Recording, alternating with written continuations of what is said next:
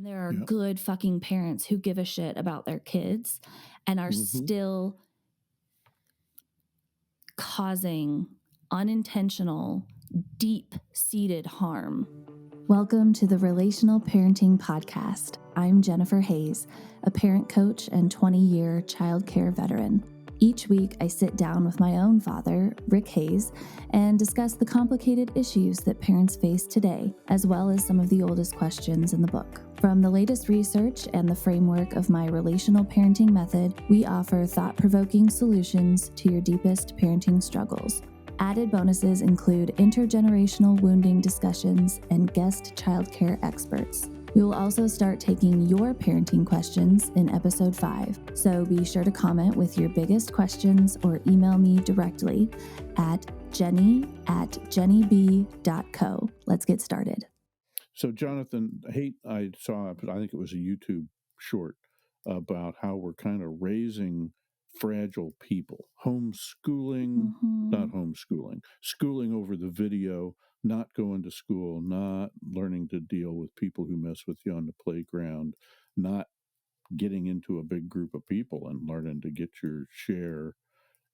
All the isolation is not helping kids, making you a little bit tougher about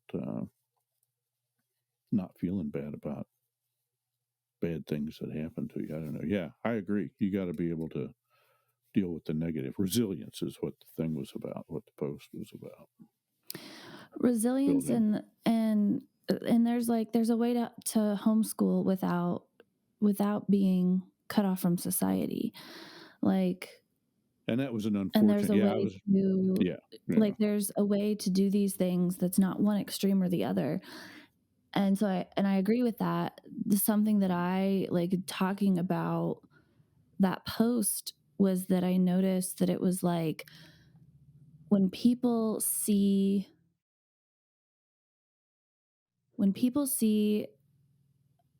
a side of someone that isn't the pretty part.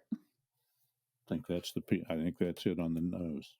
The side of somebody that's raw and real and like everyone's like, oh, be yourself on be authentic online, but there's so many people are incapable of handling the reality of anything other than toxic positivity online and being like I see posts that are, I'm going through a hard time right now, but I'm not going to let it get me down. And I'm always just keep putting one foot in front of the other and this and that and the other. And it's like, yes, that's great. That's a good mindset. Sometimes life is going to knock you the fuck out. Yep. And you need to be the world needs to be capable of handling that reality. And when you shame someone or react judgmentally, whoa, she's airing her dirty laundry or whatever it might be to someone who's sharing the awful parts of their life. Yeah. It's to me, it's kind of like, how dare you? How, when you are at your lowest point and you share it with your partner or your parents or your friends or whatever, and then you sweep it under the rug and go about your life as if nothing happened. That is what makes everybody feel like they are crazy when those things happen to them, because nobody fucking talks about it. Yeah. Nobody fucking talks about it. Nobody posts about it. Or when people post about it, they get backlash from the people who follow them or love them or knew them once upon a time in high school. In some way. Yeah. Or whatever it might be. And you everyone's like, social media is so great because you can stay connected or you have an online community. And I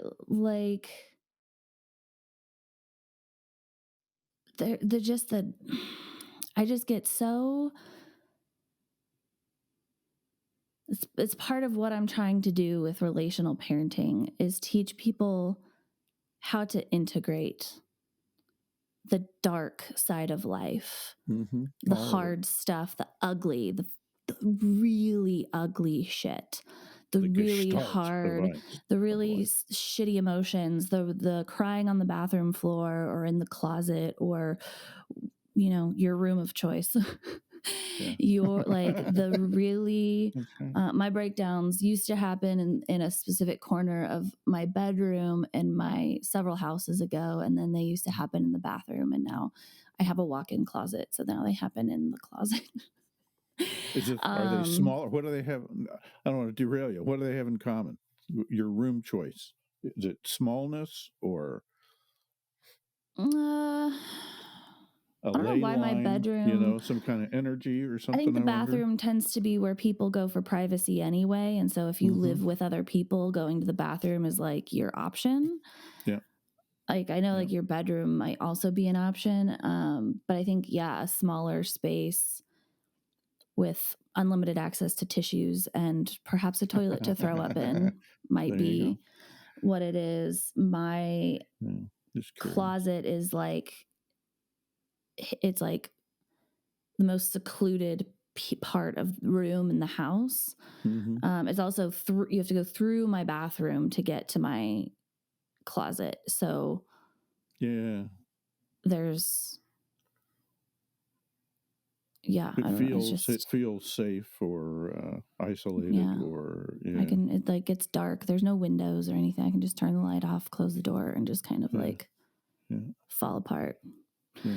But this whole conversation, I started recording our pre-chat and our whatever this is going to be today because I just wanted to capture whatever we capture and just see where the world takes us but I started recording just in case we keep this part. I want to explain to people, we started recording this piece of our conversation and I was talking about a post that I made a couple days ago, that was basically a rant about my experience with COVID over the last 2 weeks. And it being my second round of COVID. I had COVID last May of 2022, and then right about a year. Almost a year ago, and then just had my second round with it. Both times it was like I have never been blessed with the cold version of COVID. I have gotten we might have to go to the hospital version of COVID. And I have not, to my knowledge, met anyone else in my close life, my close friends and family who have had that reaction to COVID. Everyone has always been sick for a couple of days and then gotten over it. Whereas I have been laid up in bed for 9 days and like can't feed myself. And oh my God. So anyway, so I made that post and it was a post. It's the only post I've made in the last 2 weeks. I haven't posted about the podcast or anything. And it's about the only one I've looked at in 2 weeks. I just look at them once in a while. So I had just been sitting with so much frustration. And feeling like just like negative thoughts really took over. And this happened last time I had COVID too. And most of my posts are the podcast or the business or like my dogs, and pretty soon it's going to start being my seedlings in my garden that we're building this year. But cool. I'm not typically like talk about my problems on the internet kind of person. But I was so sick and got so down and was in this like zombie state and in my brain. And it's like, one, I had to cancel the first group coaching program that I was putting together. So that was, as any entrepreneur knows how hard it is to get a business off the ground and get things going and build momentum and get a schedule and like all of the things.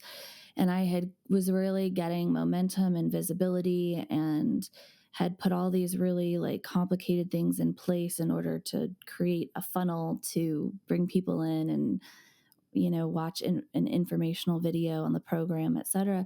And there was a lot, hours and weeks of work went into this, and I was just starting to sell it and to successfully, and it was supposed to begin April 2nd. And all the information that I had created said April 2nd. So it's not like I can just be like, I'm just going to change it, because that would take hours of going in and changing everything I had created. If there was a way to do it easily, I would have. So there wasn't. So I was sick, and there was no way to like edit all of the things because I was dead. I was dying in my bed. Yeah. And so all selling stopped, all promoting, all posting, all emails, like everything just stopped. It's just like day after day in pain, unable to eat, and canceling everything that has business growth potential. And every single day getting closer to this date of my first program launch that I can't launch. Yeah. And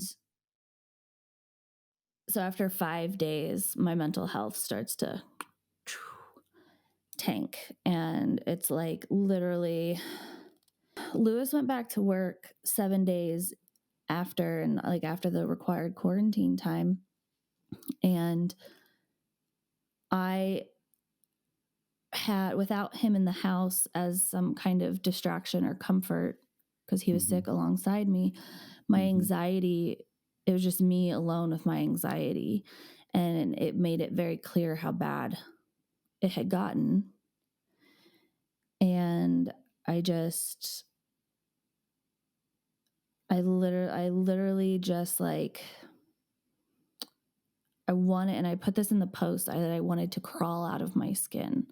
Like I wanted to like get out of I wanted to detach from my own body. I was so uncomfortable and lost and didn't know what to do with myself. I was too sick to do anything, but I was just laying there thinking about all the things I wanted to do with my business, all the things that needed to get done, all the meetings I had to reschedule, like how I had lost this group coaching program. And the other piece of the group coaching program is I can't just like bump it out a couple weeks because we're going on our honeymoon in June. So I made it an 8-week program, designed all the stuff around it. This was the start date. This was the length. And I can't just bump it. I can't or bump it and take a 2-week intermission. Like people lose interest, people stop showing up, people get busy or, whatever. So it's just not that simple. And so losing that program really at like this like peak moment where I felt like I was starting to climb over the top of the mountain for once as a baby entrepreneur. The first time. Right. And just like, it's like I just free falled back down the mountain, and it was just laying at the bottom, unable to move for 2 weeks. And like physically, physiologically unable to do anything about it. And that just really, really fucked my head up.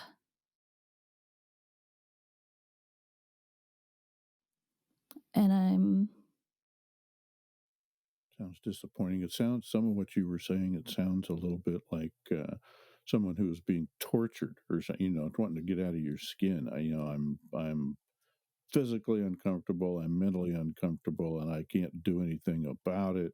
And, God, let me out of this situation kind of thing or something. And it did this to me it did this last year too.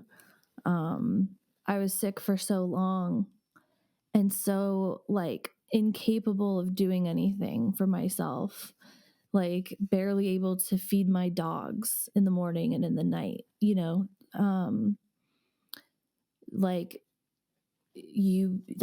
I became so frail and vulnerable. Yeah. And it wasn't just like a day or something. It was like,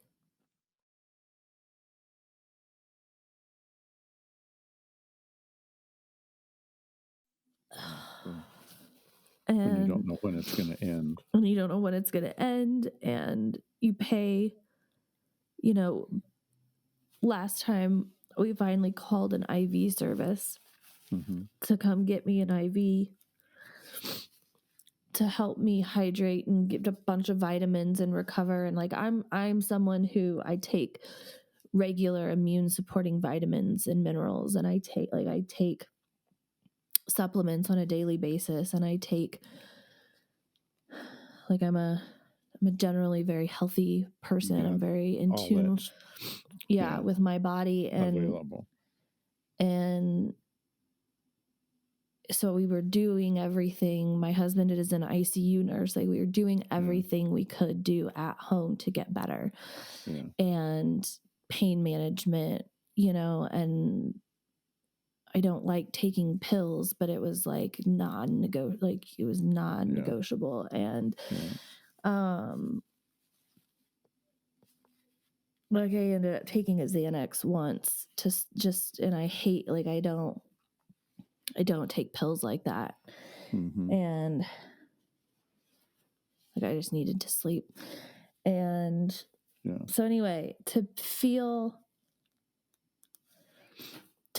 beaten down, to feel incapable of taking care of myself after being at such a high place of like, I'm finally launching this program that I've been dreaming of and trying to put together for several years, and then doing all the work to set it up and run the funnels and all, like, just scraping and scrapping knowledge together to do it, and having people like reaching out to me interested, and like all of that felt so amazing and good. And then it just crashed and fucking burned.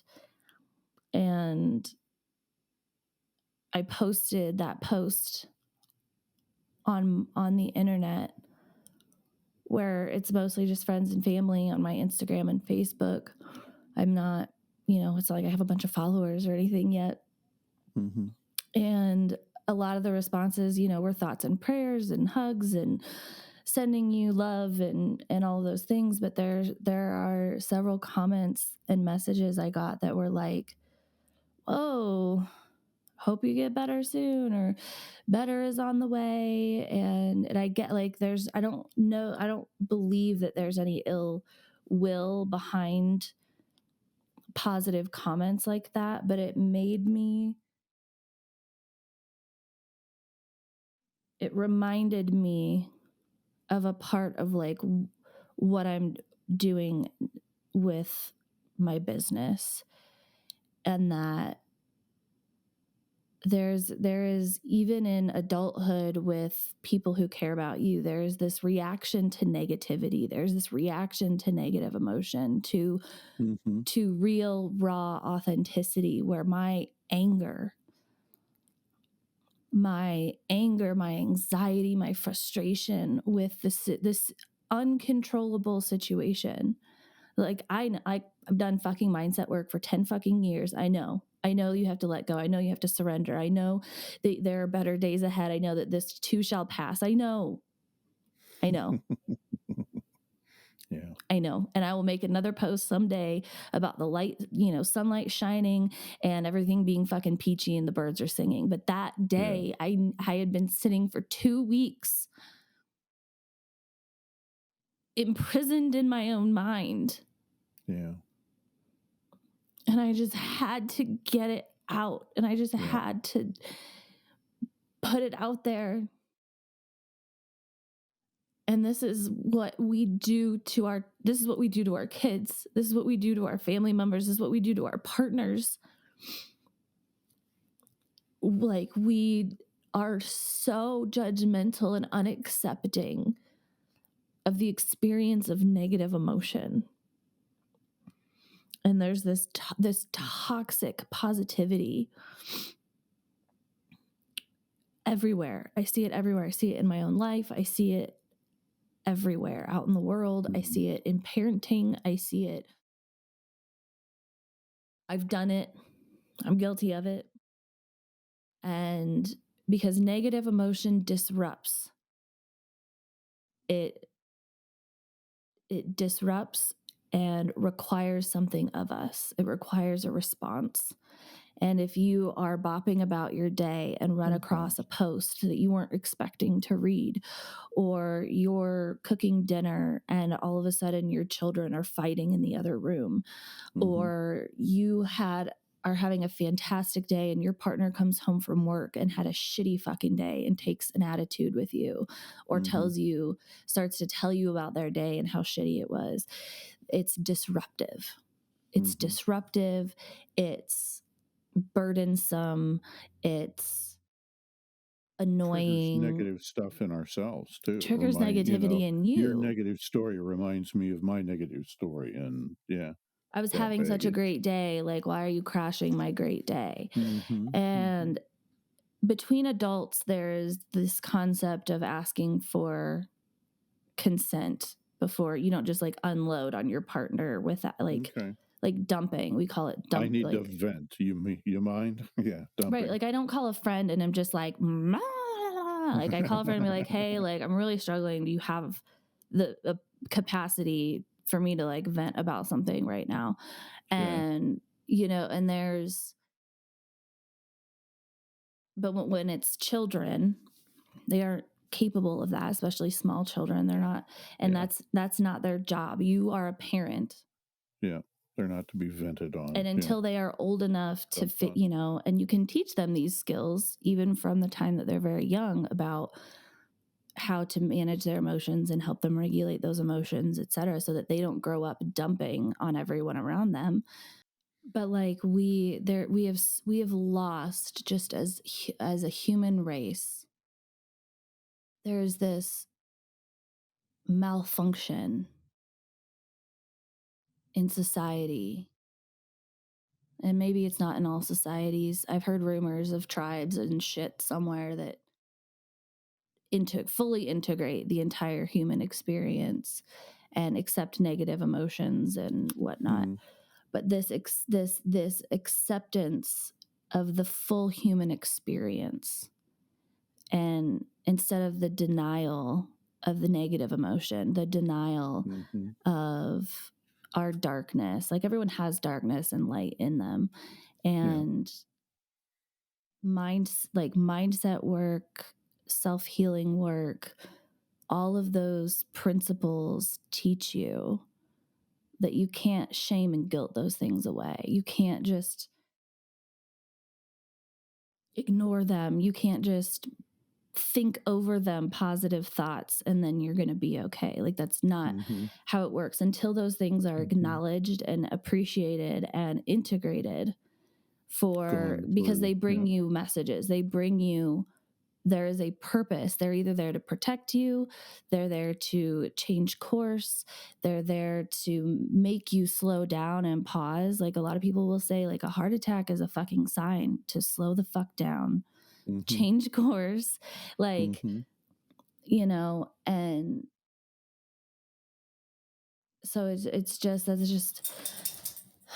feel like I was boiling over or something before I hopped on here with you. And there's just a lot of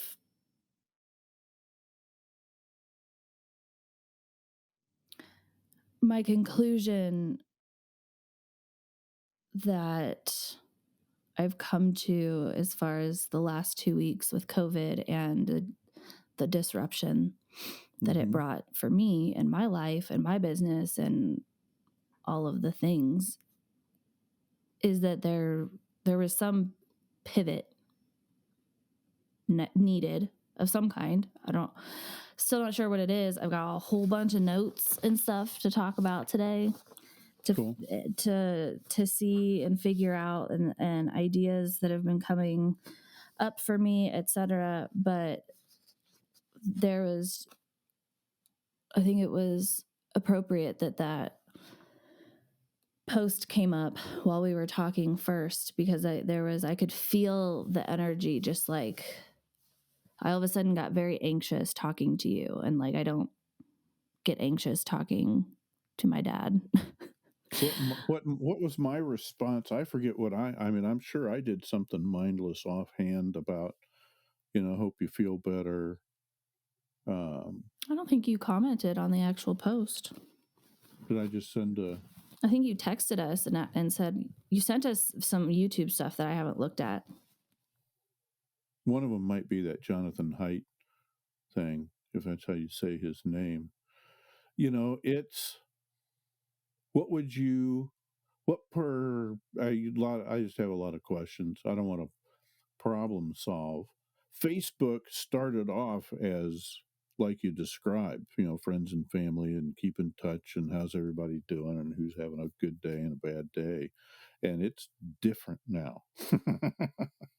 It's a Since toxic the pandemic. And the pandemic twisted the whole society a little bit with all the isolation. Boy, what would you... Yeah, I don't know. I don't even know where that goes.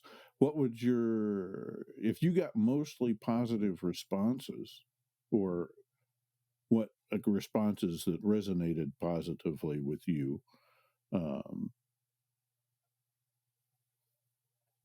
80 or 90%, that's probably pretty good compared to what it could have been if you had, if you were Taylor Swift or something and did have 1 billion followers.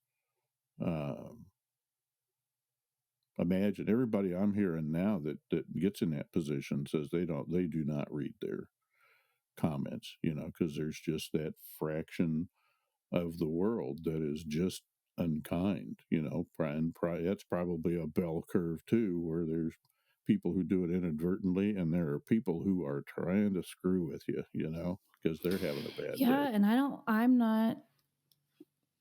I don't have enough people for there to be people trying to screw with me. Yeah. My spotlight is the people who think they're being helpful, but they're actually just minimizing, being judgmental, and dismissing my experience. Yeah. When all I need is for people to be like, we're here for you. I love you. I'm so sorry you're going through that. Anything I can do. And that's what we do to our children. Yeah. Is when our children are upset because it's something we don't think is a big deal because we've experienced 20 or 30 or 40 or 50 years of life, but they're 2 or 3 or 4 or 10, and this might be the worst thing that's ever happened to them. That's the worst day they ever had. Yeah. Right. The worst thing that's ever happened to you is the worst thing that's ever happened to you, period.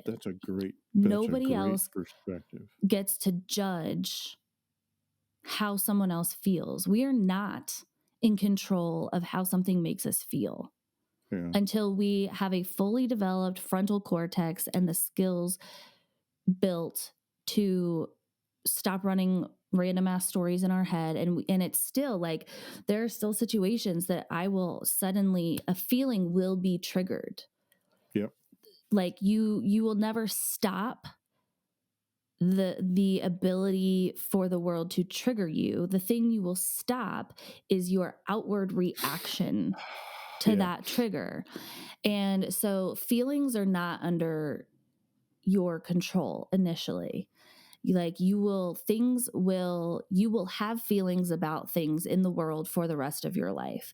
And to expect our children to shame or guilt or toxic positivity paint over our children's pain is only serving to make them continue to feel that pain alone and silenced and shamed about it. You're not fixing anything. You're not helping anyone by doing any of those things. And people, well-meaning people, are doing it all the time. Yeah. So there are good people. There are good humans. There are good-hearted, well-intentioned people everywhere. And there are good fucking parents who give a shit about their kids and are still causing unintentional, deep-seated harm. Falling back on things they were modeled, things, Right. old habits. It's nobody's you could do it with nothing but good intent, but we recognize them now as bad cognitive habits or whatever. Lack of emotional intelligence. And there you go.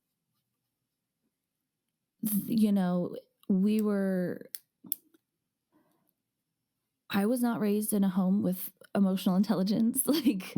Sorry, but I wasn't. No. And a lot of people weren't. And so you step into parenting, the only tools you have are the ones you were given in your childhood. Yeah. Unless you have done some work in adulthood, unless you have met teachers, coaches, or whatever who have taught you more about emotional intelligence or how to or you've gone to therapy or whatever. There's or a guru multiple avenues. Yeah. And you have to have studied it in some way, not necessarily college, but and actually done it, right? Not just read a book about it and then moved on with your life. Yeah. And because actually doing it, not having emotional reactions to everything is really fucking hard. So, well, that's your lizard brain. The way I frame that, I did a little bit of CBT, cognitive behavioral therapy, after my brother died, and so the feelings and thoughts you have are your lizard brain, basically. Your feelings, like you were talking about a minute ago, the feelings are going to happen. What CBT, at least the kind, the David Beck, I think, the flavor I went through was teaching yourself. It's kind of like critical thinking, where you teach yourself to go, ooh, there's a feeling. Is that appropriate to this situation? And it's that, it's that witness. It's that third party the in your witness head that goes, yeah, you need to relax about that. They're not really all planning to hurt you. The obsession and persecution and stuff that's behind the witness a lot or of the wise triggering. mind. They separate it into wise mind and lizard brain, survival brain.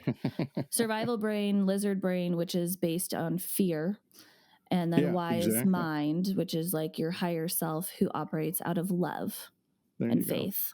There you go. Good intentions, maybe bad training, maybe not, you don't know what to do good, but you're trying to do good, doing more harm than good when you stop and try to put a tourniquet on somebody or something. It's like, yep, that's not quite the right tool there, but you were trying. It's good that you had the right idea, right emotion. I think you've got just all kinds of stuff to unpack and detail, just with a notebook in front of you. What was it? Piecing things apart and figuring out how that works and adding that to the coaching repertoire. Well, I mean, there's a reason I'm doing what I'm doing. My passion, what's the quote? I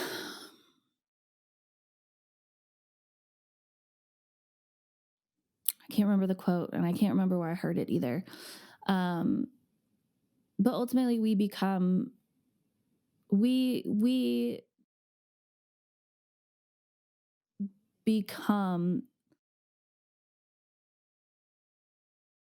a lot of people become the person they wish they had when they were a kid. Wish we had, like, to look up to. So people, and I don't agree that everyone does that. I think a lot of people just repeat the same cycle. They never become conscious of the dysfunctional habits in their family. People who grow. There are people who But grow. people who become conscious, who really think critically about their life, decide and think mindfully about who they want to be, what kind of person they want to be, how they want to contribute to the world, become aware of the toxic habits and patterns that have been given to them, and then go on a quest to break and replace those patterns and seek growth and heal it. And in order to do that, in order to grow through those things, you have to heal those wounds to some degree from your own childhood and your own past. And you have to integrate them into who you are, and that they taught you things, and that you're now going to move on and be a different person. And the people who do that, the people who recognize that and choose growth and choose to break the cycle, you ultimately become the things that you're breaking and healing from are what you experienced, right? You don't know what anyone else's experience is. So you're not healing anyone else, any other wounds that you're imagining. You are healing yours. Yeah. And so your work then, a lot of those types of people end up doing the work that serves to heal other people who experience those same things. And so in sharing it. Yeah. It's no hidden secret that I am out here trying to help other people not repeat the cycles that I witnessed in my family growing up. To not have to help other children not have to go through the things that I went through when I was a kid, as I was growing up, and to make the world a better place for the people who are raising children now, and not just parent to child, but parent to parent as well. I grew up in a home where there was not a healthy marriage. There was not a healthy relationship to look up to. And so I grew up learning what not to do, but inevitably ended up in multiple adult relationships that reflected yours and mom's marriage until I figured it out, Yeah. I felt the same way a lot of times. I'm learning a lot of what not to do's. Yeah. And so my mission, my passion, my work, what I feel my contribution to this world is teaching other people, now that I've done over a decade of therapy and self-work, and I've done all like the programs and the coaching and all of the things, and I'm, continuing, like there's no stopping that for me. I will continue on that path for myself, for healing. Like there's still conversations I have with you. There's still conversations I have with mom where we're healing that relationship ongoing. And continuing to dive deeper and be better. And, my husband and I are doing that, et cetera. But I am now at a place where I know how to teach other people how to do it. And I feel this absolutely uncontrollable pull every single day of my life to get out of bed and teach this stuff to other people, to teach healthy relationship skills, to teach healthy parent-child relationship skills, how to respond to someone in distress, no matter how old they are, how to, like, in a way that won't cause harm. Like trauma is emotional. It can be physical, but like the deep-seated, long-term, lifelong trauma we carry is from our emotions that then embed themselves, like they then manifest themselves physically into our world, into your body, how you carry yourself, how you act, how you socialize.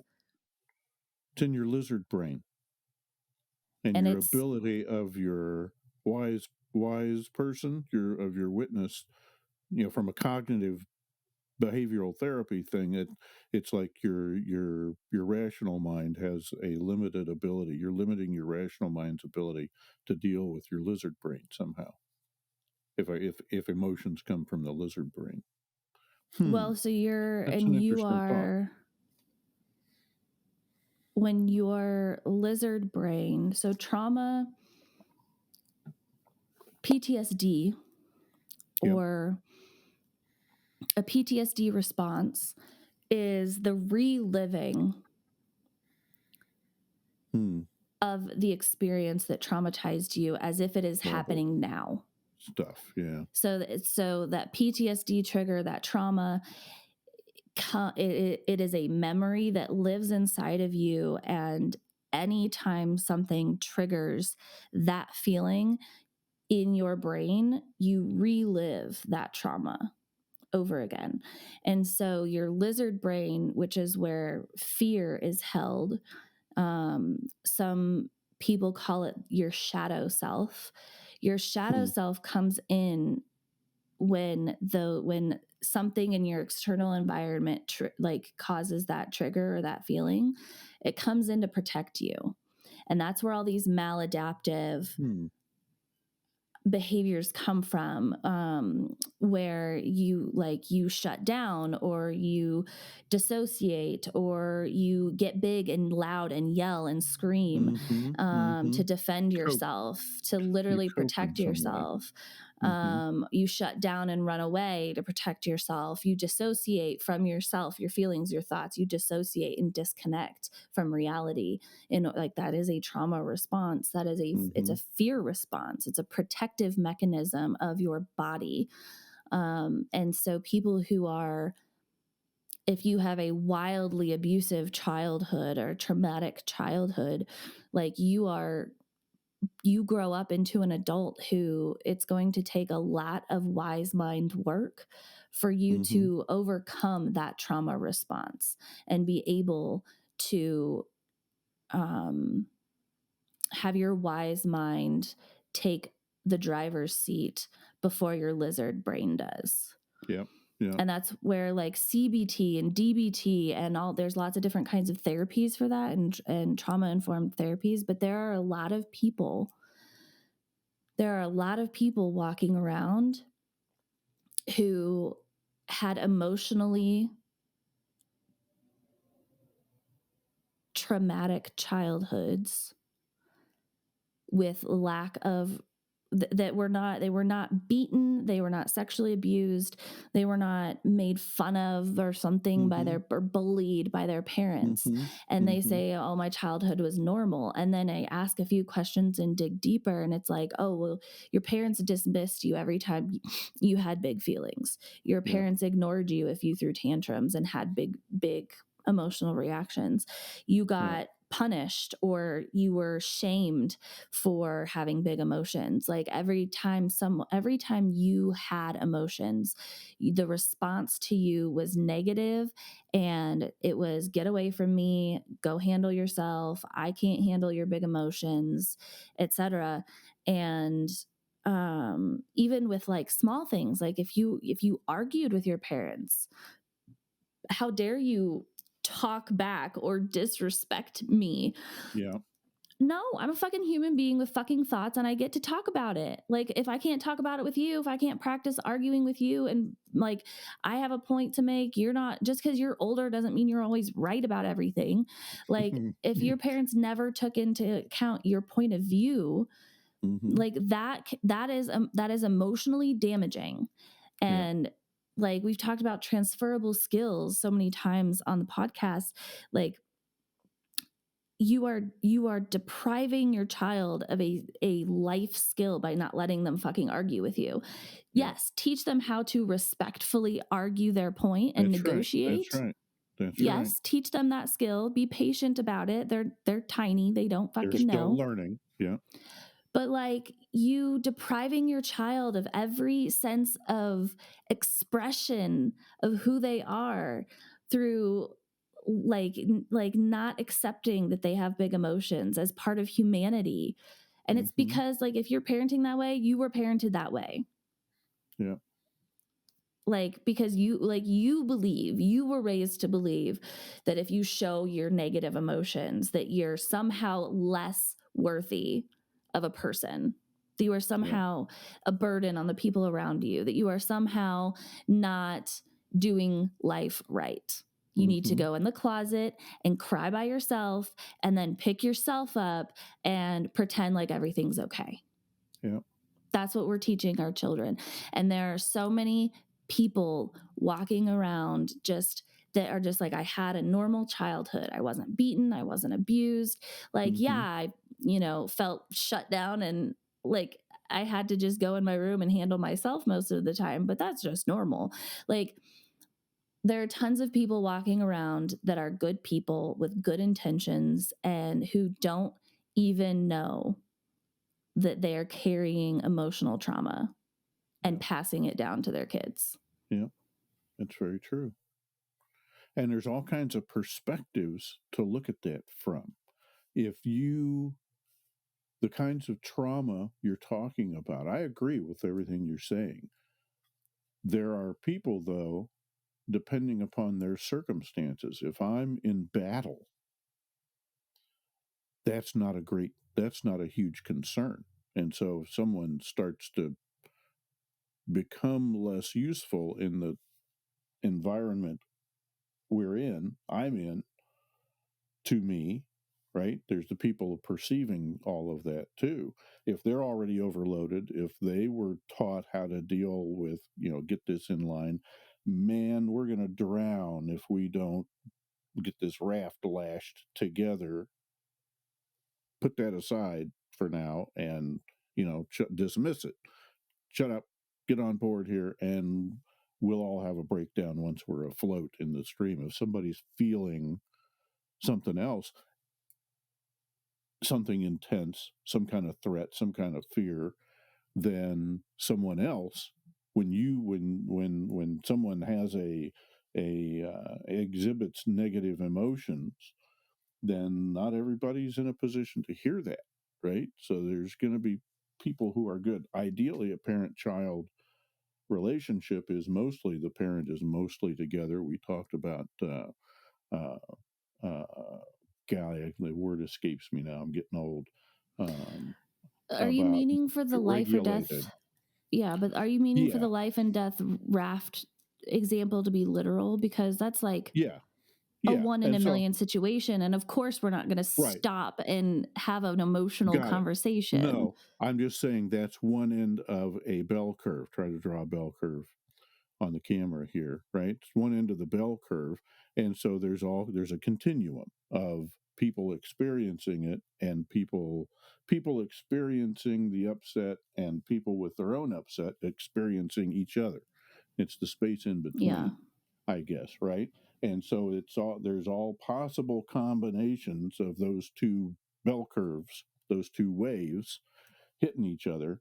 And so the experience you get, the response you get from other people is going to be infinite depending upon your circumstances. It's great. We are so lucky to be able to sit around and discuss this and pick it apart like this.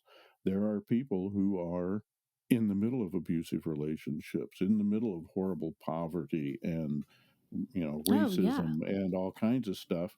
And that, I think that's why Daniel Goleman with the emotional intelligence thing wanted to teach this in school.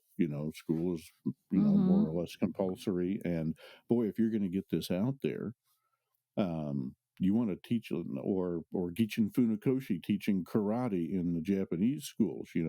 Get to the kids. You can't depend on the parents because the parents are all over the place, right? The kids are all over the place, and you could do what you're trying to do is of so much value,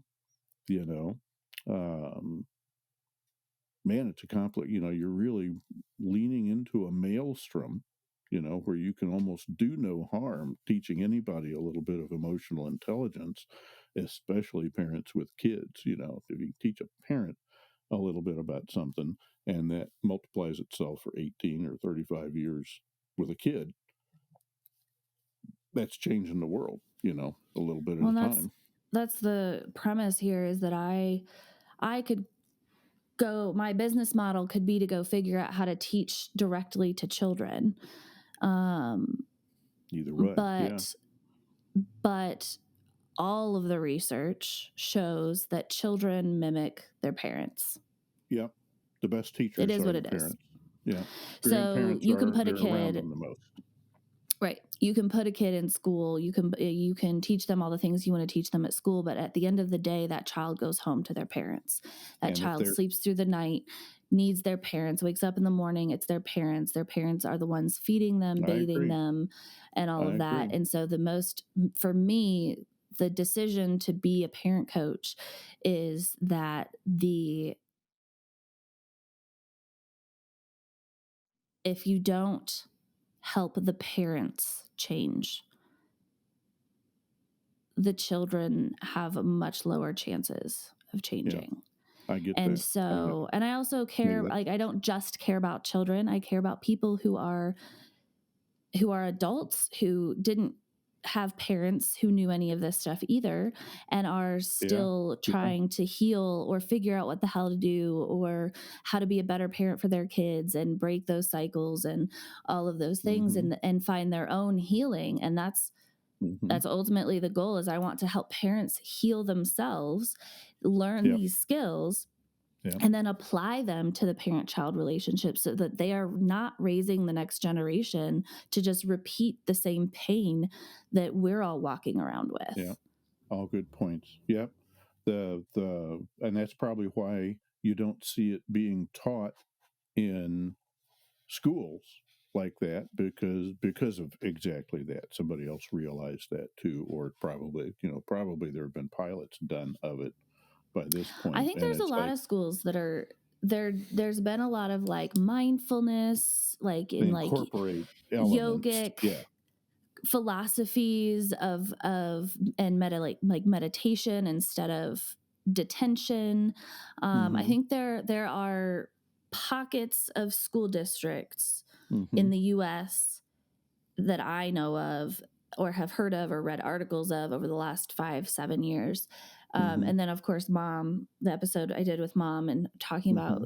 her trauma informed, care and trainings that she's doing in the schools. Hmm. But I think like it's happening, but it's what we learned from the education series is that it's happening very Yep. slowly. Yep. Um, Institutionalizing things is an achingly slow process. yeah, well, and it's a whole cultural shift. And so there are people that are trying to get the school systems, to systematically change things and that way. And I think that will that is definitely needed, and it is Yeah. definitely a benefit. And if kids are at home with parents who are regulated and emotionally intelligent and teaching them how to navigate the world in an emotionally intelligent way, so that we aren't all walking around with anxiety and depression forever, and then they go to school and their teachers respond to them in an emotionally intelligent way, and they deal, and then the kids are also like, what else kind of stops or at least kind of gets better when all the kids at home are learning emotional intelligence is they all come to school and they're not all walking around traumatized and abused, and that gets rid of bullies. That's right. It's like having a good breakfast. It Like, what facilitates the if, education process. like, and there's people who are like you said at the beginning that were I forget what author you said that was, but that we're raising we're raising generations Hype. of soft humans. Yeah. And I I think Through that the isolation. pendulum was one way. I think the pendulum Yeah. has swung back the other way. And I Yeah. think there is this middle ground where we have relational and emotional intelligence Yeah. so that we can navigate the world, navigate each other, not without all Hmm. getting all hyped up and I'm going to fight and we're all going to Hmm. fight. And and you can take a karate class, you can go like there are hundreds of ways to make yourself tough. And actually, emotional intelligence is what breeds resilience for you to get knocked down and stand back up again, by the Yeah. way. Yeah. Emotional Yeah. intelligence breeds resilience, breeds Yeah. confidence, and Doesn't make makes you you fall apart. tougher Yeah. so that you don't just fucking fall apart because no one ever taught you Hmm. what to do with all this shit that's happening inside of you. Yeah. And there are other ways to physically toughen up your kids to get them to have experiences in life that don't need to be traumatic. You don't Or mentally toughen them up. Yeah. Well, and like, that's what I'm saying is that like people think you have to go out and have bad experiences in order to overcome those and become resilient. And that's Yeah. not true. Yeah. You have to learn how to deal with negative emotions in the home with someone that you trust. And you, through the like emotional intelligence includes all those mindset things, how to think about things, how to overcome things, how to How to think reframe, through, how how to to, yeah. stand up after you fall. And the confidence of being able to do that at home and fall down and stand back up, and someone's just going to love you through that, allows you to be capable of stepping out into the world, having negative experiences or having things not go your way or having, losing, failing, whatever it might be, like, and going, fuck, that really sucked, but I learned something from it. I'm going to stand up and try again. That comes from emotional intelligence at home. Like that comes from having an adult in your life that you can trust and rely on and who is not going to reject you or kick you to the curb when you have a tantrum, and teaching you and walking you through emotional regulation so that you can go out into the world and emotionally regulate yourself when bad shit happens. Yeah. Learning how that works and internalizing it like that also allows you, when your interactions with other people, to recognize people that, we talked before about people who grow and people who haven't yet, and to be able to recognize people who are on that track and people who aren't, and when you run into, it helps you choose the people in your life, or modify the way you react to people, and or respond to people, and treat them. And it's, at some point, sometimes if people just aren't there, then it teaches you when to walk away. Yeah. How to say, yeah, this is okay. That's great, but this is a counterproductive. This is not going where it needs to go for me. So see ya, and helps keeps the whole system regulated, and lets unregulated people go off and be unregulated. You don't get tied up in trying to fix or be right or whatever with unregulated people. It just makes the whole world run smoother. And it teaches you how to know yourself, to know what you need. And if you're seeking partnership or friendship or marriage or whatever, like you just said, it teaches you to know when it's time to walk away. Yeah. Like when it's time to put in work and when it's time to surrender, cut loose, cut losses, and move on. Like we're not compatible. And to walk through those emotions of a breakup without falling apart. Or to walk into a relationship without having to become something else in order to make the relationship work. Yeah. I was really good at that. I was really good at becoming whatever I needed to be to make us compatible. You were well taught. Like I became a chameleon. Yeah. Talk about a lizard. Like I became a chameleon to whoever I was dating until I got so sad and depressed inside the relationship and wasn't getting anything that I needed. Yeah. And then it was like, well, there goes 3 years of my life. I have to go now. Fun. Yeah. Like, and that's where things like loyalty, some positive traits start to work against you there. That being get to working so hard at being a chameleon, and it's like, well, that and a pile of loyalty will waste a lot of time in your life. Well, so black and white thinking. Black and white thinking is a huge fucking problem in the world. That's why I'm always talking about a spectrum. You're always calling it a bell curve. I'm always calling it a spectrum. Everything's I gray. Believe, yes, Shades of gray. like life is gray.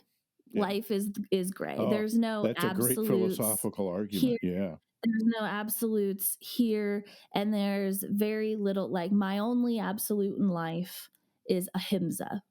It's a yogic term. Ahimsa. I'm gonna write that one down. Do no harm. Oh, okay. So that's like the caduceus, like what is that? The Hippocratic Oath. Do no harm. Do no harm. Ahimsa is the only black and white rule that I live by. And that is that no matter, like, all beings are free to be themselves, express themselves, be who they are, including myself, live their life the way that they want to, as long as you are causing no harm. Mm-hmm. And causing harm is things like murder, like intentionally hurting someone's feelings, doing something you know they don't like, shit like that. Manipulative, conscious harm, right? Yeah. Evil. I call that evil. It's a little evil, but it's evil. It's going in the wrong direction. So black and white thinking spectrum, there is a gray area to everything. And like you said, loyalty, if you are too loyal, it can bite you in the ass. They say in diet culture, like too much of anything is bad. That's right. That's right.